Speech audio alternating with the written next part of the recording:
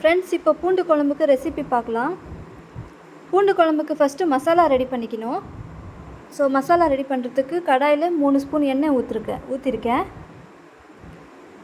எண்ணெய் சூடானதும் ஒரு கைப்பிடி அளவுக்கு பூண்டு போட்டுக்கலாம். நான் ஒரு 50 கிராம் அளவுக்கு பூண்டு போட்டிருக்கேன் வதக்கிறதுக்கு. இது போட்டு நல்லா வறுத்துக்கோங்க.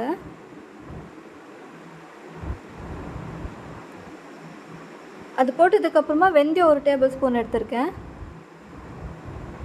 வெந்தயம் வந்து கருகக்கூடாது. இப்போ ஒரு டேபிள் ஸ்பூன் மிளகு போட்டிருக்கேன். மிளகு வந்து உங்களுக்கு ரொம்ப காரம் வேணாம் அப்படின்றவங்க 1/2 டேபிள் ஸ்பூன் போட்டுக்கலாம். ஒரு டேபிள் ஸ்பூன் ஜீரகம் போட்டிருக்கேன். இது நல்லா வதக்கி விடுங்க. நல்லா பொரிஞ்சு வரணும்.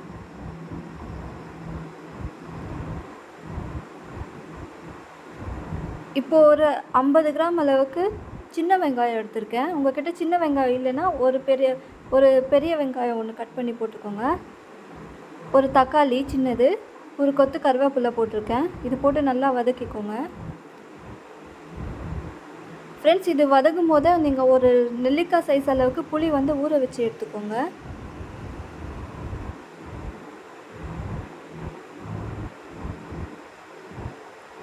சாரி ஃப்ரெண்ட்ஸ், வீடியோ கிளாரிட்டி வந்து இந்த இடத்துல என்ன கிளாஷ் ஆகிடுச்சு என்னன்னு தெரில. கொஞ்சம் க்ளீனாக வரல, கொஞ்சம் ஸ்ட்ரக் ஆச்சு.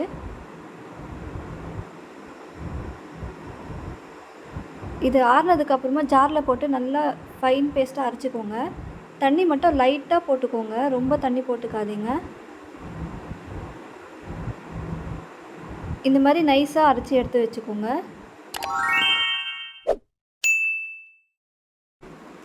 ஃப்ரெண்ட்ஸ், இப்போ குழம்புக்கு தேவையான ரெசிபி பார்க்கலாம். நான் கடாயில் வந்து நல்லெண்ணெய் ஒரு 100 கிராம் போட்டிருக்கேன் சூடாகிறதுக்கு. நான் ஏற்கனவே சொன்னதான், பூண்டு குழம்புக்கு மீன் குழம்புக்குலாம் நல்லெண்ணெய் போட்டால் டேஸ்ட்டு தூக்கி கொடுக்கும், சூப்பராக இருக்கும். நல்லெண்ணெய் நல்லா சூடாகி வந்ததும் வடுகம் போட்டுக்கிறேன். உங்கள்கிட்ட வடுகம் இல்லைன்னா கடுகு உளுத்தம் பருப்பு போட்டுக்கலாம்.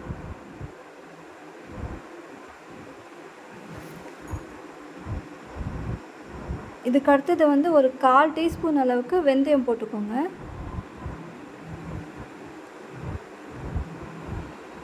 போட்டு வதக்கி விடுங்க. வெந்தயம் வந்து கருகக்கூடாது, கருகுனா நல்லா இருக்காது டேஸ்ட்டு.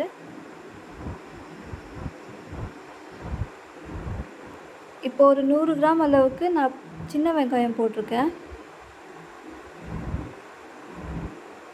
சின்ன வெங்காயம் போட்டு நல்லா வதக்கி விடுங்க.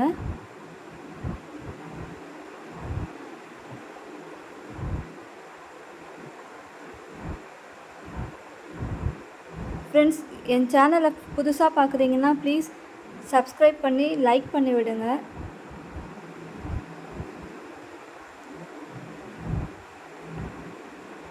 இப்போ ஒரு 100 கிராம் அளவுக்கு நான் பூண்டு போட்டிருக்கேன். ஒரு பூண்டை வந்து நான் 2ஆக நீட்டாக கட் பண்ணி போட்டிருக்கேன்.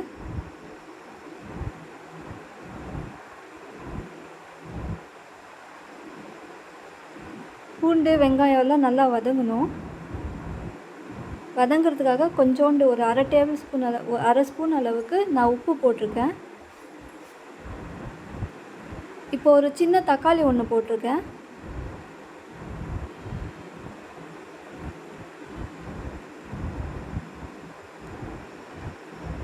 கடைசியாக நான் ஒரு கொத்து கருவேப்பிலை போட்டிருக்கேன். இது போட்டு நல்லா வதக்கி விடுங்க. இது நல்லா வதங்கணும்.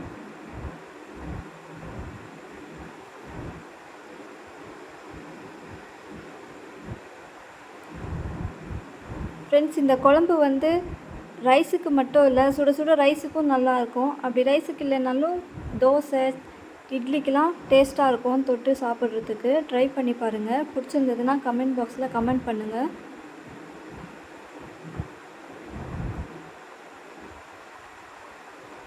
இது நல்லா வெந்து வந்ததுக்கப்புறமா பேஸ்ட்டு போடுறேன், அரைச்சி வச்சது.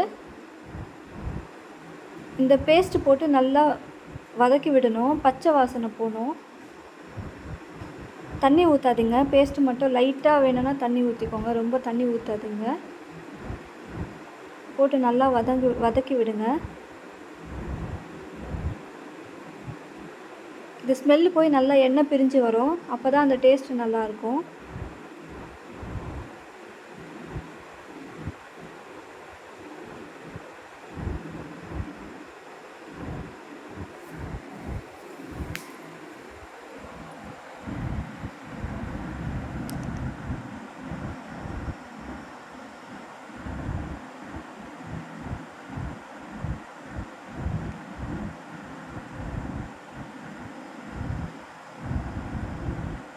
பாருங்கள் ஃப்ரெண்ட்ஸ், எண்ணெய் நல்லா பிரிஞ்சு வந்துடுச்சு.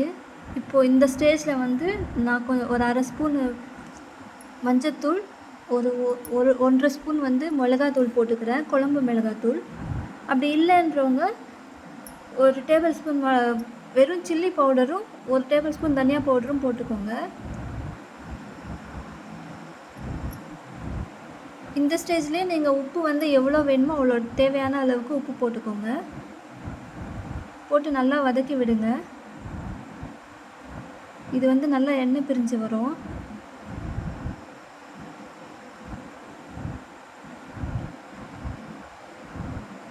இப்போ வந்து கொஞ்சம் பெருங்காயத்தூள் போட்டுக்கிறேன்.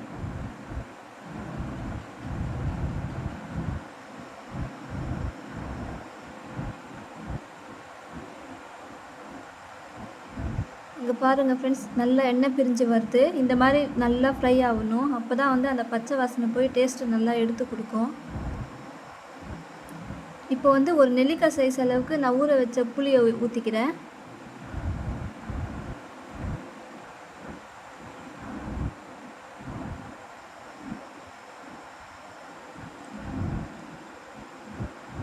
இப்போ நல்லா வேக விடுங்க. ஏன்னா அந்த புளியும் பச்சை வாசனை போகணும்.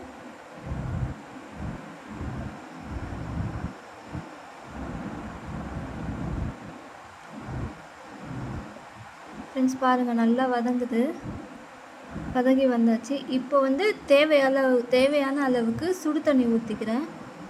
பச்சை தண்ணி ஊற்றாதீங்க, லைட்டாக தண்ணி சூடு பண்ணிவிட்டு அந்த தண்ணியை ஊற்றுங்க, டேஸ்ட்டு நல்லாயிருக்கும்.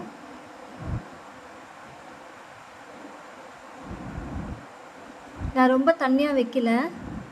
பூண்டு குழம்பு வந்து கொஞ்சம் கிரேவி டைப்பில் இருந்தால் நல்லாயிருக்கும்.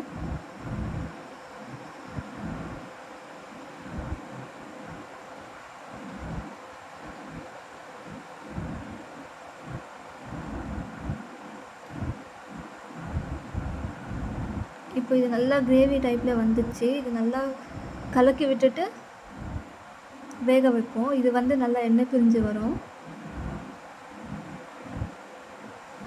கொஞ்ச நேரம் க்ளோஸ் பண்ணி மூடி வச்சுட்டு வேக வைப்போம். சிம்மில் வச்சு வேக வைங்க, அப்போ தான் நல்லா அடிப்பிடிக்காமல் இருக்கும். பாருங்கள் ஃப்ரெண்ட்ஸ், நல்லா எண்ணெய் பிரிஞ்சு வந்துடுச்சு. இந்த ஸ்டேஜில் வந்து உங்களுக்கு வேணும்னா ஒரு கொஞ்சோண்டு வெல்லம் போட்டுக்கோங்க. வெல்லம் போட்டிங்கன்னா நல்லா டேஸ்ட்டு தூக்கி கொடுக்கும் உங்களுக்கு. ஹாய் ஃப்ரெண்ட்ஸ், ரெசிபி பார்த்தீங்க. வீடியோ பிடிச்சிருந்ததுன்னா லைக் பண்ணி சப்ஸ்கிரைப் பண்ணுங்கள். ரெசிபி வீட்டில் ட்ரை பண்ணி பாருங்கள், கண்டிப்பாக நல்லாயிருக்கும். சுட சுட சாதத்தில் இட்லி தோசைக்கெலாம் தொட்டு சாப்பிட்டுக்கலாம், சூப்பராக இருக்கும். நல்லா இருந்தது. நீங்கள் ட்ரை பண்ணி நல்லா இருந்துச்சுன்னா கமெண்ட் பண்ணி சொல்லுங்கள். அண்ட் அடுத்த வீடியோவில் இதை விட சூப்பரான ரெசிபியோட பார்க்கலாம். அது வரைக்கும் வெயிட் பண்ணுங்கள். பாய்.